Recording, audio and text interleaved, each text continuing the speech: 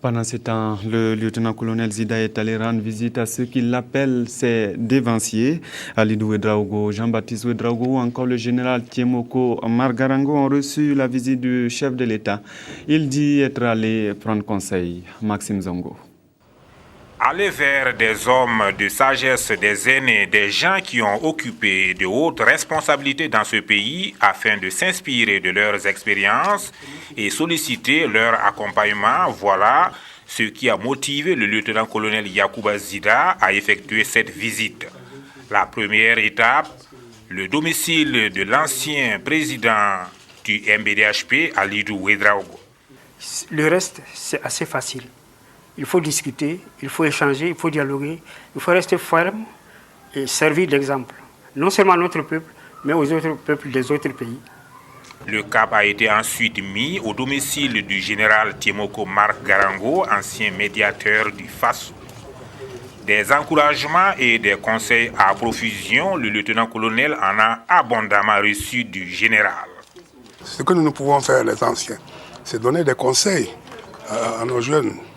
C'est pourquoi je les ai encouragés à continuer dans ce qu'ils sont en train de faire, de manière à arriver au bout de leurs tâches dans les meilleures conditions possibles, de manière qu'ils sortent avec la tête haute et avec tous les honneurs nécessaires. Et je les encourage et je reste à leur côté. Avec l'ancien président Jean-Baptiste Ouedraogo, le processus en cours dans tous ses détails a été minutieusement expliqué. Jean-Baptiste Ouedraogo, qui tient absolument à une sortie honorable de cette situation, de marquer sa disponibilité à accompagner la transition. Toutefois, une précision de taille, il n'est pas question pour lui d'assumer une quelconque responsabilité dans la transition.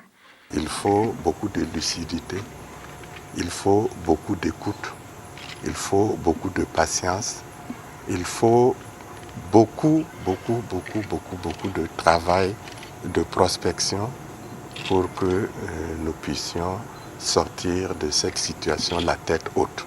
Moi, mes thérapeutiques, c'est avec l'aiguille, c'est avec la seringue, c'est les comprimés. Donc je ne suis pas du tout bien placé pour conduire cette transition. Mais je serai derrière la personne, cet oiseau rare après lequel on court, pour pousser, l'aider à grimper le plus haut possible.